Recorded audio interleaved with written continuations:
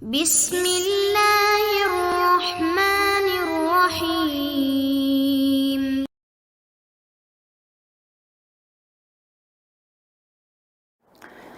Baik, berikutnya kitabuz zakati, kitab tentang zakat.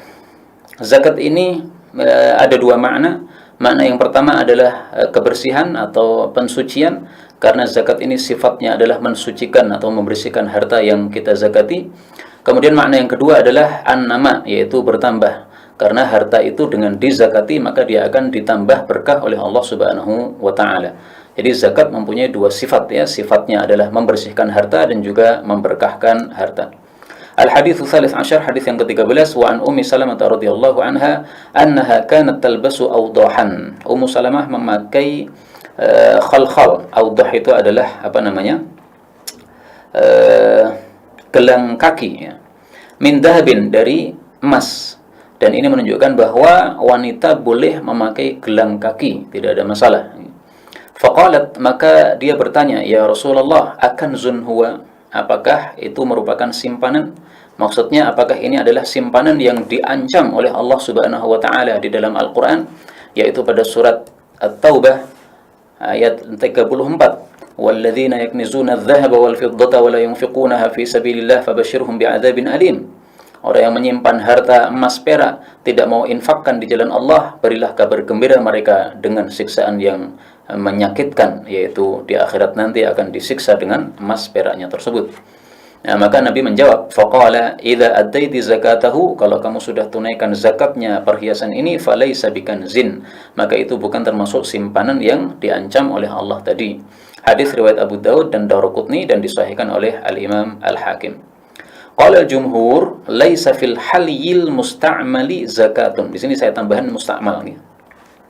Jumhur berpendapat bahwasanya tidak ada di dalam perhiasan yang dipakai tidak ada zakatnya. Waqila, pendapat yang kedua, yuzakki marratan. Dia menzakati satu kali, yaitu setelah membeli kemudian dizakati. Zakatnya berapa? Ya seperti zakat harta, 1/40-nya. Sawa'an qalla au kathur, baik itu emasnya banyak atau sedikit. Artinya mencapai nisab atau tidak sama saja. Waqtarahu Syekhuna Abu Faqih hafizahullah, dan pendapat kedua inilah yang dipilih oleh guru kita, guru kami Ustaz Abu Faqih, yaitu Ustaz Mudzakir hafizahullah taala. Adapun pendapat yang menjadi pilihan saya adalah pendapat pertama, pendapat jumhur, yaitu bahwasanya emas atau perak yang dipakai oleh wanita maka ini tidak ada zakatnya sama sekali. Alasan saya 3. Pertama, hadis tentang wajibnya mengeluarkan zakat perhiasan ini kesahihannya diperselisihkan oleh para ulama. Memang di sini shahahul Hakim ya, disahihkan oleh Hakim. Tetapi kata Imam Turmudi, beliau mengatakan wala yasihhu fi hadzal babi 'anil nabiy sallallahu alaihi wasallam syai'un. Dalam bab ini, yaitu bab tentang wajibnya mengeluarkan zakat pada perhiasan, tidak ada satupun hadis sahih dari Nabi sallallahu alaihi wasallam. Ini alasan pertama saya, bahwa hadisnya tidak begitu kuat. Alasan yang kedua, bahwasanya pendapat jumhur mengatakan tidak ada kewajiban zakat. Dan pendapat jumhur ini tentu saja perlu dihargai, sebagaimana kata guru kami Syekh Shalih Al-Utsaimin, beliau mengatakan qaulul jumhur yuqaddaru qadrahu. Jadi pendapat jumhur itu harus dihargai karena itu adalah merupakan pendapat mayoritas dari sahabat-sahabat Nabi sallallahu alaihi wasallam, tabi'in dan tabi'ut tabi'in. Kemudian alasan yang ketiga adalah bahwa hukum asal itu adalah bara'atuz zimmah, tidak ada kewajiban. Nah, sehingga kalau mau menetapkan suatu kewajiban, maka tentu saja perlu adanya dalil. Mungkin sebagian orang mengatakan, kan ada itu dalil zakat emas perak. Iya, tapi itu kan mencapai nisab. Adapun perhiasan itu biasanya tidak mencapai nisab. Ya, satu gelang kecil, satu cincin kecil, satu anting-anting, biasanya tidak sampai kepada mencapai nisab. Sebenarnya di sini ada pendapat yang ketiga, yaitu bahwa dikeluarkan zakatnya setiap tahun. Jadi dihitung bersama hartanya yang lain. Wallahu a'lam bishawab. Silahkan dipilih pendapat yang mana. Kalau saya memilih pendapat jumhur ulama rahimahumullah ta'ala.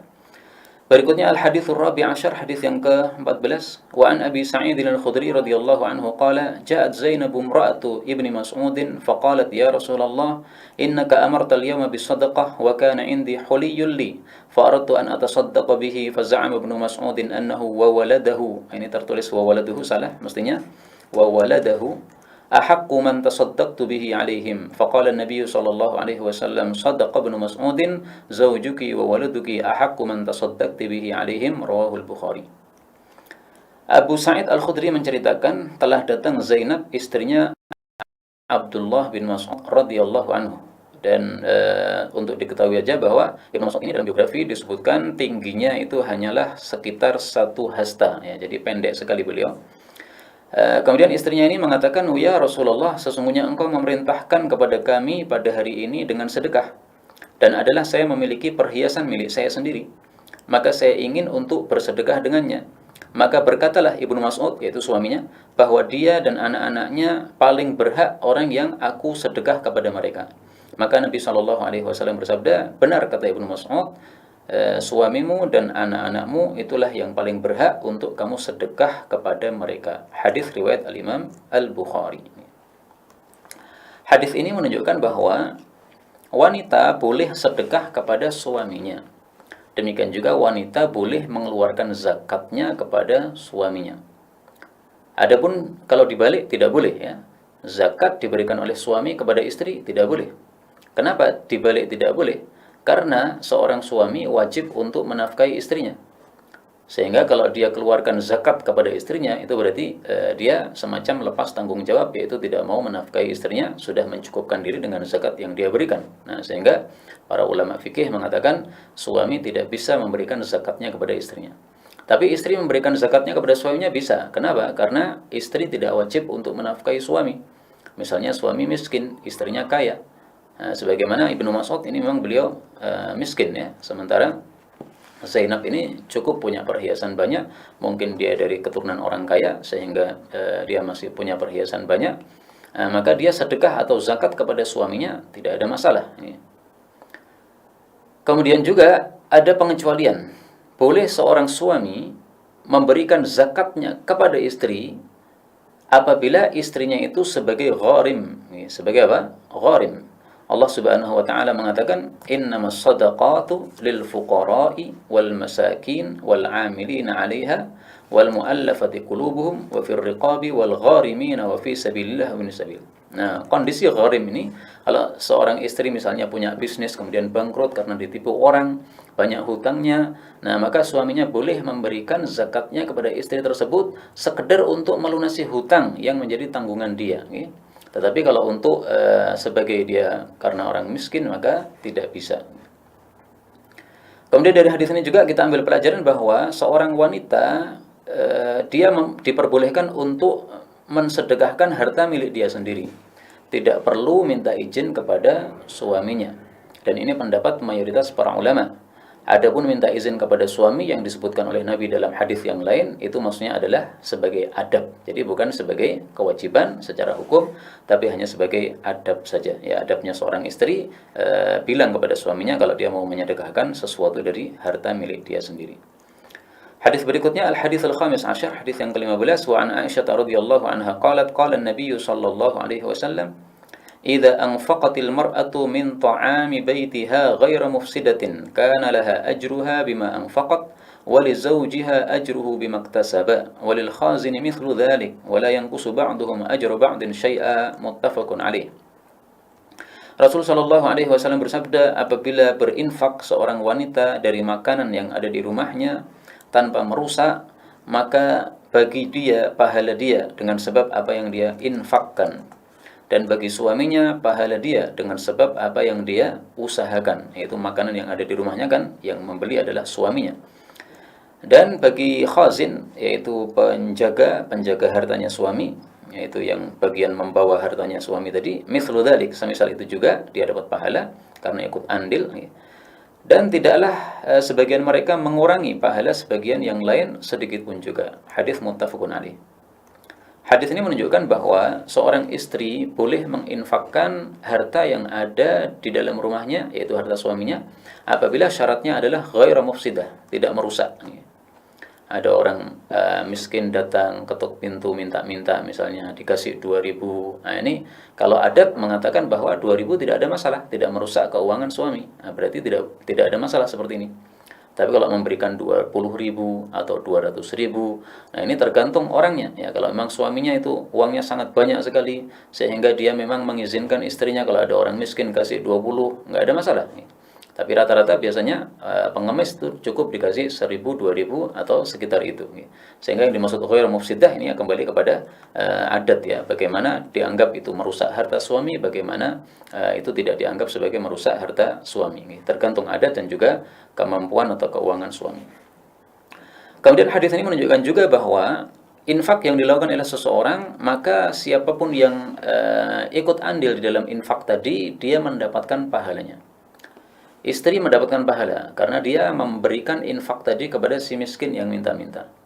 Kemudian suami dapat pahala karena dia yang menghasilkan atau mendatangkan uang tersebut. Dia bekerja kemudian menghasilkan uang tersebut. Kemudian si penjaga, kalau dulu mungkin budak ya, yang dia bagian diberi tugas oleh suami ini untuk bawa harta dia, diamanahi, maka ketika istri itu minta kepada khazin tadi, kemudian khazin memberikan uang yang diminta oleh si istri untuk disedekahkan, maka dia pun juga mendapatkan pahala darinya. Nah, maka kesimpulan umum dari hadis ini adalah siapapun ikut andil di dalam suatu amal soleh, maka dia mendapatkan pahala amal soleh tersebut. Ada misalnya sedekah air untuk tempat-tempat yang kering.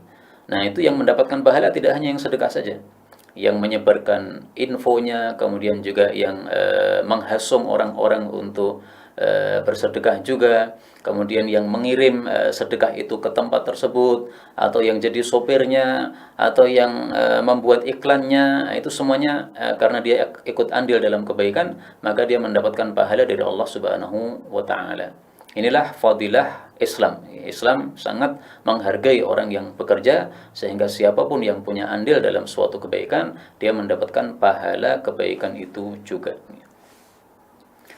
Dan pemahaman ini bisa didapatkan dalam hadis-hadis yang lain. Misalnya sabda Nabi SAW, "Man jahhaza ghaziyan fi sabilillah faqad ghaza." Barang siapa yang menyiapkan bagi orang yang akan berperang di jalan Allah, maka dia sungguh telah ikut perang. Artinya dapat pahalanya juga. Wa man khallafa ghaziyan, barang siapa yang menggantikan orang yang perang, artinya menggantikan dalam keluarganya, mengurusi keluarganya orang yang berperang, yang ditinggal perang, maka bi khairin, menggantinya dengan baik, faqad ghaza, dia sudah perang juga, artinya dapat pahala perang. Hadis muttafaqun alaih. Karena itu marilah kita kalau ada kebaikan-kebaikan yang beredar di sekitar kita, hendaklah kita ikut andil di dalam mendapatkan pahalanya, baik dengan ikut langsung atau dengan menyebarkan informasi tersebut atau dengan cara-cara yang lain sesuai dengan yang kita mampu.